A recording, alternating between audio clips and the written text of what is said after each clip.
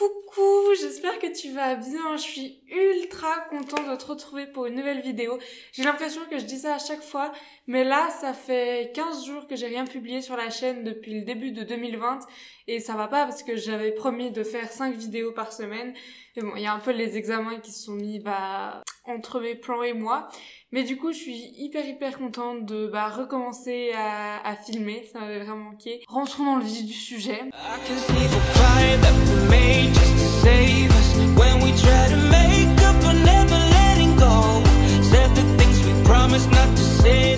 Dans la vidéo d'aujourd'hui, on va aborder un sujet que j'ai très hâte d'aborder parce qu'en fait, j'en avais parlé un tout petit peu dans la dernière vidéo que j'avais faite, je crois. Et j'avais demandé si ça vous intéresserait d'en savoir plus et que je fasse une vidéo spéciale là-dessus. Et vous m'aviez dit oui. Et puis après, j'ai plus posté de vidéo vu que j'avais les exas. Et du coup, c'était un peu bête et je me sentais un peu mal. Cette vidéo, c'est sur les 6 domaines de vie, comment on peut équilibrer sa vie et tout ça. C'est parti. Déjà, le premier truc que je voulais vraiment te dire, c'est que moi, j'appelle ça les 6 domaines de vie. Mais je pense, si tu tapes ça sur Google, tu vas directement t'en rendre compte.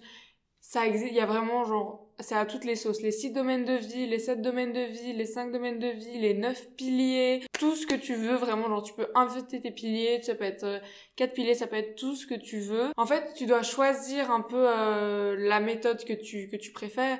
Donc peut-être que toi, tu raisonnes plutôt avec les gens qui séparent la vie en 8 parts ou en 6 ou voilà, du coup, tu peux un peu faire tes recherches, regarder ce qui toi résonne avec ce que tu penses. Et voilà, donc moi j'ai choisi les 6 domaines de vie, mais peut-être que toi tu as préféré que ce soit encore plus précis ou moins précis, ça c'est fidèle à chacun. Mais donc l'idée derrière c'est la même, c'est d'avoir une vie épanouissante et équilibrée, parce que en fait ça part du principe de la work-life balance, sauf que moi c'est un terme que j'apprécie pas trop, parce que ça veut dire que t'as vraiment ton travail d'un côté et ta vie, tout le côté fun un peu, tout le reste qui est mis à part du travail. Et je trouve que c'est pas une très bonne représentation, parce que peut-être qu'à l'époque c'était comme ça, mais que maintenant on peut aspirer être aussi heureux au travail et avoir un job qui nous passionne, des gens qu'on est content de retrouver tous les matins. Et je sais que c'est aussi un privilège et que pas tout le monde a cette chance, mais que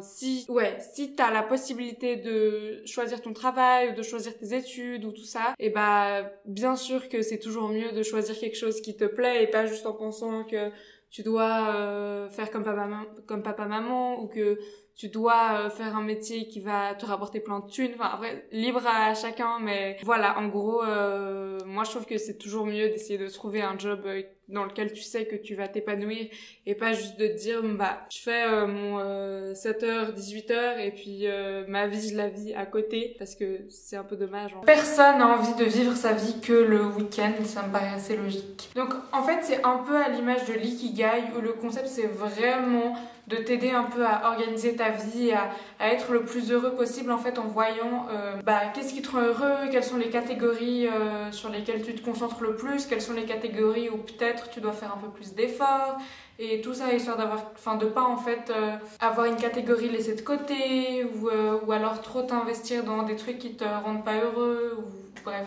ça sert aussi vraiment à gérer ton temps en fait.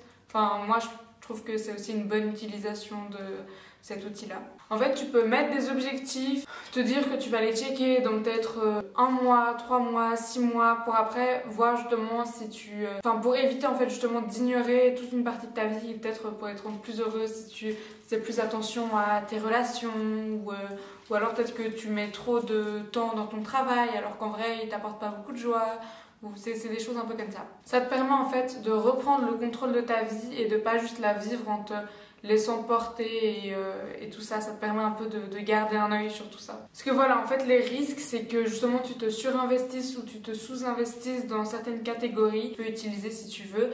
Si typiquement tu sens qu'il y a quelque chose pas d'un peu bizarre dans ta vie, où tu te dis il y a tout qui clique sauf ça, peut-être que du coup tu peux jeter un œil à tes domaines de vie pour voir, peut-être que finalement tu vas te rendre compte que tu veux changer de job, ou que t'es pas heureux avec ta copine, ou n'importe quoi, mais ça peut t'aider un peu à avoir un peu plus de clarté dans ta vie. Ah mais oui, mais avec tout ça j'ai même pas dit les catégories. Alors les catégories, c'est la vie professionnelle, la santé, donc Ça contient un peu tout ce qui est alimentation, exercice, bien-être physique. Il y a la spiritualité, il y a l'épanouissement perso, enfin le bien-être perso. C'est typiquement tout ce qui est self-care, prendre du temps pour toi, avoir des hobbies qui n'ont rien à voir avec ta vie professionnelle, tout ça. Et relations, donc relations amoureuses, famille, enfin c'est tout dans le même panier. Justement, c'est pour ça. Typiquement, il y a certaines personnes qui aiment bien séparer encore les relations entre relations familiales, relations amicales et relations de couple.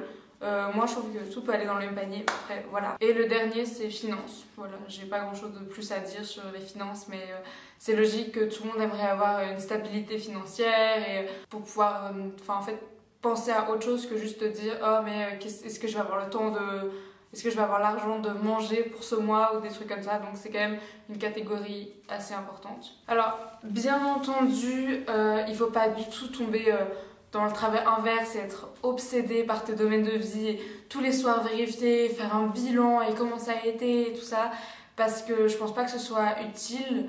Et surtout, la vie c'est quand même aussi fait pour être vécu un peu spontanément, et si tu vis que ta vie en te mettant des objectifs et en faisant tes to-do list, en checkant les trucs, bah ça va plus être fun et rigolo et c'est un peu dommage.